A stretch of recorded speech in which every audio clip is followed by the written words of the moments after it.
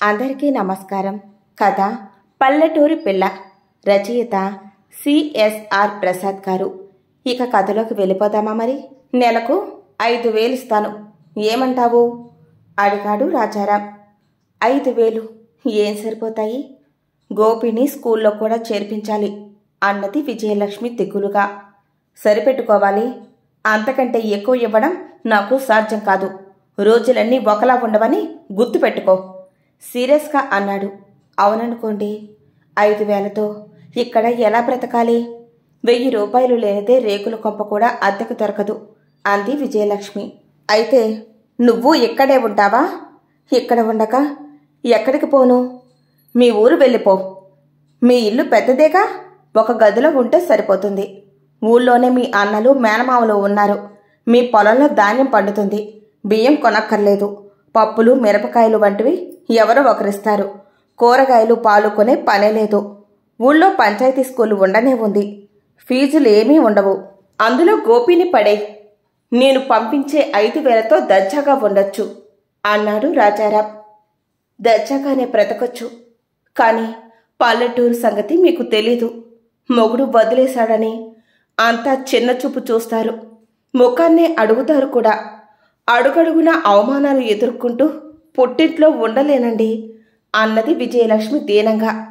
రాజారాంకి చిరాకు కలిగింది. నెలకి 5,000 ఇవ్వటానికి సిద్ధపడ్డ ఒప్పుకోవడం లేదే అని ఆలోచనలో పట్టాడు. తను మంచివాడు కాబట్టి కట్టుకున్న దానికి అన్యాయం చేయకూడదని భావించాడు. వేరే ఎవరైనా అయితే ఏదో ఒక కుంటి సాకుతో వెళ్ళగొట్టి ఉండేవాడు. ఇది తన మంచితనం అర్థం చేసుకోవడం లేదు. నిజాయితీకి ఈ లోకంలో విలువ లేదు అనుకున్నాడు. అయితే ఏమంటావు? అంతకంటే ఎక్కువ ఇవ్వడం సాధ్యం కాదు. నేనేం బిజినెస్ చేయడం లేదు, ఉద్యోగస్తుడిని, అర్థం చేసుకో సీరియస్గా అన్నాడు. అర్థం చేసుకున్నాను కాబట్టే మీరు వదిలేస్తానంటే ఒప్పుకున్నాను. కానీ 5,000తో ఇక్కడ బతకడం కష్టమని అంటున్నాను. అది మీరు అర్థం చేసుకోవాలి. ఆ సంగతి తెలిసే నిన్ను మీ ఊరు వెళ్ళమంటున్నది. ఇక్కడ ఆ డబ్బుతో బతకడం కష్టమే. రోజు రోజుకి రేట్లు పెరిగిపోతుంటాయి. పల్లెటూరులో నీకు ఆ సమస్య ఉండదు, కానీ నాకు అక్కడ వేరే సమస్యలు ఉంటాయండి. అందుకని ఇక్కడే ఉండిపోవాలనుకుంటున్నాను నిబ్బరంగా అంది విజయలక్ష్మి. నీ ఇష్టం, నేనిచ్చేది ఆ 5,000, అది గుర్తుంచుకో కోపంతో అన్నాడు రాజారాం. కొన్ని నిమిషాలు నిశ్శబ్దంగా గడిచాయి. విజయలక్ష్మి తల వంచుకొని ఉంది. రాజారాం ఆమె వైపే చూస్తున్నాడు. అతనికి కొన్ని క్షణాలు మనసులో జాలి వంటిది కలిగింది. తన భార్య మంచిదే, అమాయకురాలు కూడా.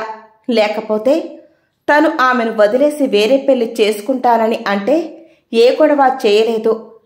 నేనెలా బ్రతకాలండి పెళ్ళాన్ని పెట్టుకుని అని మాత్రం అంది. అందుకే నెలకి 5,000 ఇవ్వాలనుకుంటున్నాడు. అలా కాకుండా అరిచి గోల చేసి ఉంటే, ఏడుపులు పెడబొబ్బులు పెట్టి ఉంటే కోర్టుకి పోవే, నీ ఇష్టం వచ్చింది చేసుకో అని ఉండేవాడు. విజయలక్ష్మి మంచిదే, కాని వాళ్ల ఊరు వెళ్ళిపోవటానికి ఒప్పుకోవడం లేదు. అదే తలనొప్పిగా ఉంది. నిజానికి 5,000తో ఒంటరి ఆడది పిల్లాడిని పెట్టుకుని ఈ సిటీలో బతకడం ఎంతో కష్టం. ఏం మాట్లాడావే? రెట్టించాడు రాజారాం. సరేనండి, మీ ఇష్టం వచ్చినట్లు కానివ్వండి తల వంచుకొని చెప్పింది విజయలక్ష్మి. అమ్మయ్య, ఒప్పుకున్నావు కదా, ఇప్పుడు హ్యాపీగా ఉంది. మరి ఇంట్లో నుంచి ఎప్పుడు వెళ్తావు అడిగాడు రాజారాం. ఏదైనా గూడు చూసుకోవాలి కదండి, చూసుకొని వెళ్ళిపోతాను అన్నది. అదేదో త్వరగా చూడు అని వెళ్ళిపోయాడు రాజారాం. రాజారాంకి విజయలక్ష్మితో పెళ్ళయి 7 ఏళ్లయింది. గోపి పుట్టి 3 ఏళ్లయింది. పల్లెటూరు అమ్మాయిని అయిష్టత చూపించిన తల్లి బలవంతంగా అంటగట్టిపోయింది. ఎలాగో కాపురం చేస్తున్నా అందరి భార్యలా నాగరికత లేదని, ఫ్యాషన్ తెలియదని విసుక్కుంటూనే ఉండేవాడు. ఈ మధ్య అతనికి రాణి పరిచయమైంది. ఇద్దరి మధ్య ప్రేమ పుట్టింది. భార్యను వదిలించుకుంటే పెళ్లి చేసుకుంటానని కండిషన్ పెట్టింది రాణి. ఆమె తన సెక్యూరిటీ చూసుకోవాలి కదా అని. అది రాజారాం కూడా అర్థం చేసుకున్నాడు. తను రాణిని పెళ్లి చేసుకుంటానని చెప్పినప్పుడు విజయలక్ష్మి షాక్ తినకపోవడం అతనికి ఆశ్చర్యం కలిగించింది. ఏదో ఒక రోజున తను ఆమెను వదిలించుకుంటానని మానసికంగా సిద్ధపడిందేమో అనుకున్నాడు. 5,000 వృత్తికి ఒప్పుకుంది, కానీ తమ ఊరి నుంచి తండ్రిని అన్నతమ్ముల్ని పిలిపించి గొడవ చేస్తుందేమో అనే సందేహం ఏమోలో అతన్ని పీడిస్తోంది.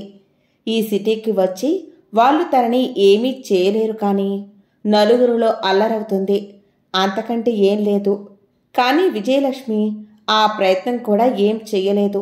ఒకరోజు సాయంకాలం రాజారాం ఆఫీస్ నుంచి రాగానే విజయలక్ష్మి సామాను సర్దుకొని సిద్ధంగా ఉంది. మీకోసమే ఎదురు చూస్తున్నానండి, ఈ పూట వెళ్ళిపోతున్నాను అంది.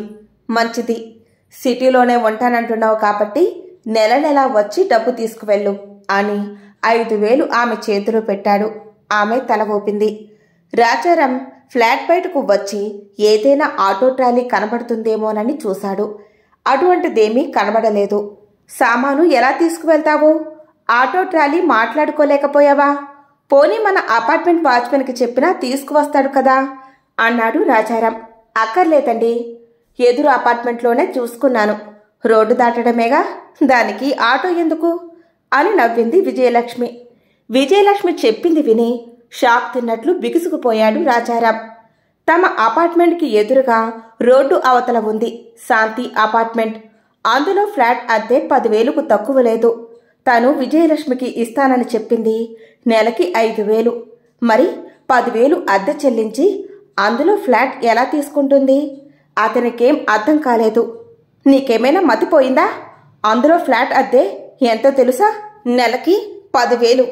అంత డబ్బు ఎక్కడి నుంచి తెస్తావు? నేనిచ్చేది 5,000 తెలుసుగా సీరియస్గా అన్నాడు రాజారాం. నేను అందులో ఫ్లాట్ అద్దెకు తీసుకోవడం లేదండి, వాచ్మెన్ గదిలో ఉండబోతున్నాను. ఏంటి, వాచ్మెన్ గదిలోనా? అది సింగిల్ రూమ్. అందులో నువ్వుంటే మరి వాచ్మెన్ ఎక్కడుంటాడు? అందులోనే ఉంటాడు. ఏంటి నువ్వు చెప్పేది? నాకేం అర్థం కావడం లేదు. ఇందులో అర్థం కాకపోవడానికి ఏముంది? అక్కడ వాచ్మెన్ నారాయణ భార్య చనిపోయింది, ఒంటరిగా ఉంటున్నాడు. తల్లి ఉందనుకోండి, నేను అతనితో ఉంటానని అడిగాను. అంతా విని సరేనన్నాడు. మీరు రాణిని పెళ్లి చేసుకుంటున్నారు, నేను నారాయణతో ఉంటాను, తప్పేముంది? ఏంటే నువ్వనేది? కోపంతో కేకలు పెట్టాడు. అర్థం కాలేదా? నేను నారాయణతో కలిసి కాపురం పెడుతున్నాను. ఇంటికి అద్దె లేదు, కరెంటు బిల్లు, నీళ్ల బిల్లు లేదు. మీరు 5,000 ఇస్తారు, అతనికి 5,000 జీతం ఇస్తున్నారు. పైగా ఇస్త్రీ చేసి డబ్బు సంపాదిస్తాడు. హాయిగా గడిచిపోతుంది. గోపిని మంచి స్కూల్లో చదివించవచ్చు. ఏమంటారు? రాజారాం కోపంతో ఊగిపోతూ విజయలక్ష్మిని చాచి లెంపకాయ కొట్టాడు. నా పరువు తీయాలని చూస్తున్నావా? నోరు మూసుకొని ఇంట్లో పడవుండు, కాలు బయట పెడితే చంపేస్తాను అని కేకలు పెట్టాడు. ఎందుకలా అరుస్తారు? పక్క ఫ్లాట్స్ వాళ్ళు వింటారు అని తలుపులు మూసి నవ్వింది విజయలక్ష్మి. వామ్మో, పల్లెటూరు దానికి ఇంత తెలివా? ముచ్చుముకుంది. ఇంత ఆలోచన చేసిందా? తనని వదిలి ఎదురు అపార్ట్మెంట్ వాచ్మెన్తో కాపురం పెడితే ఇంకేమైనా ఉందా? తను బతుకుండి చచ్చినట్లే, అంతా ముఖాన్న ఉమ్మేస్తారు. చి అనుకున్నాడు. అలాంటి దృశ్యం కళ్ళ ముందు కనిపించి కంపించిపోయాడు రాజారాం. తను ఎంత తెలివి తక్కువ ఆలోచన చేశాడు అనుకొని లెంపలు వేసుకున్నాడు. ఈ విధంగా పల్లెటూరు అమ్మాయి తన కాపురాన్ని చక్కదిద్దుకుంది. ఇంతటితో ఈ కథ సమాప్తం. మీకు ఈ వీడియో నచ్చితే లైక్ చేయండి, షేర్ చేయండి, కామెంట్ పెట్టండి. మా ఛానల్ని తప్పకుండా సబ్స్క్రైబ్ చేసుకోండి.